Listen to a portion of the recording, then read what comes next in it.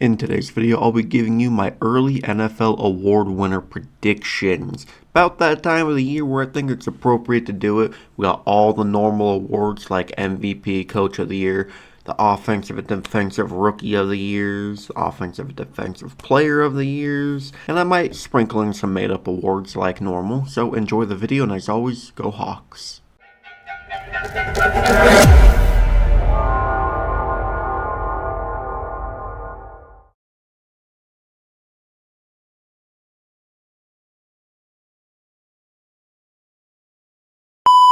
Offensive Rookie of the Year. I think this is like the most heavily favored player to win this award. It's Titans receiver Carnell Tate.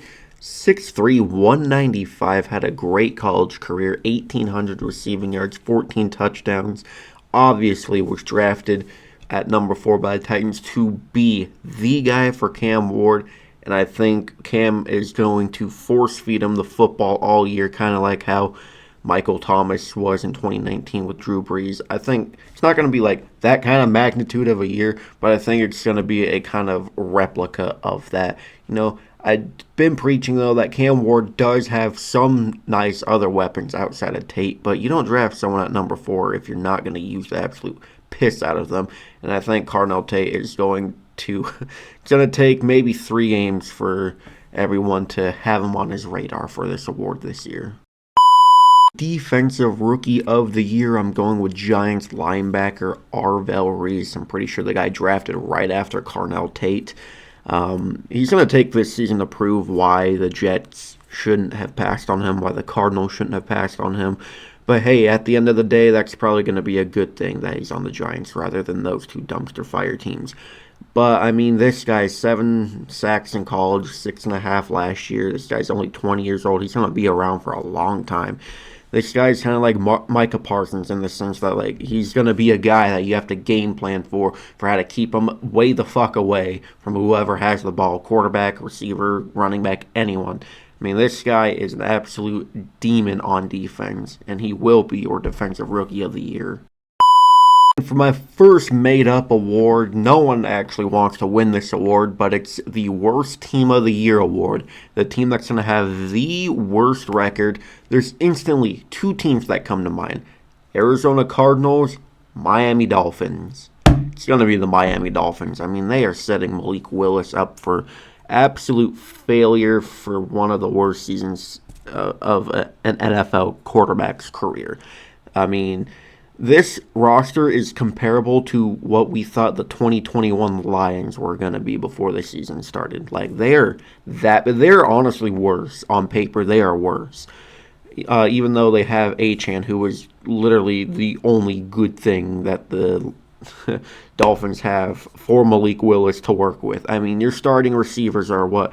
Jalen Tolbert, Malik Washington, Tutu Atwell. I know you guys drafted some guys to hopefully help. Your starting tight end is Greg Dulcich, that guy.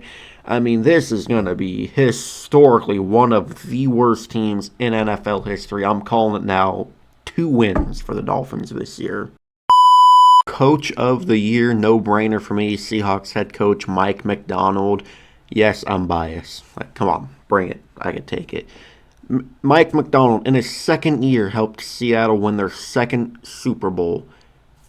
I mean, I know that's, like, not a assuring thing that he's going to win it this year, but, like, after all the shit they heard in the offseason, oh, you brought in Cooper Kupp? You're stupid. You brought in DeMarcus Lawrence? You guys are signing washed old guys.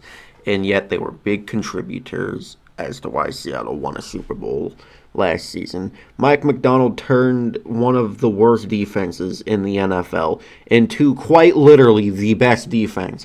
I know we've lost some pieces, but like they weren't like the biggest pieces to lose on defense, and we did a good job of bringing in players like Bud Clark and Julian Neal. I'm excited for those 2 players.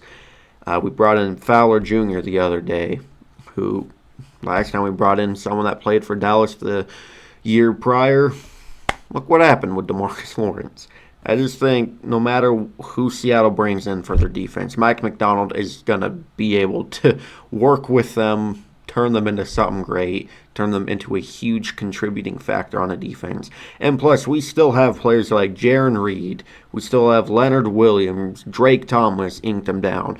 Ernest Jones. I mean, still have so many great pieces on both sides of the ball. I don't see how Mike Macdonald is not going to win this award this season. Comeback player of the year, we got Texans wide receiver Tank Dell. I cannot even express how excited I am for this guy to come back. He is such a fun player to watch. Not even 2 full seasons. He has 1,376 receiving yards, 10 touchdowns. Probably is CJ Stroud's favorite target when he is on the field and fully healthy. I mean, this guy is one of the most just athletic wide receivers in the NFL. So shifty, so explosive. Such a great player on deep balls. Right now, I cannot think of another player that is going to win this award other than maybe Micah Parsons, but Tank Dell is going to win this award. He'll have it locked down by the time November rolls around.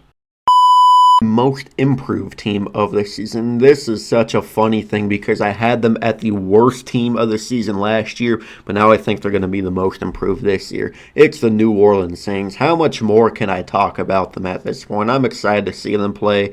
It's kind of like how I was about the 2022 Chargers, because like on paper, both these teams they look fantastic. I might be getting a little too high on the Saints, but, hey, I like what they're doing. They brought in Jordan Tyson in the draft. They brought in ETN to be that guy in the backfield. Tyler Shuck looked very promising. If Chris Olave can stay healthy, if Tyson can stay healthy, if everyone can stay healthy, that's going to be a very functional offense. Kellen Moore is worthy of having a head coaching job. It's just up to their defense, but their offense on paper, I am such a big fan of. I like their offense, and I think that's why they're going to be the most improved team this year. Hell, I think they're going to have a winning record.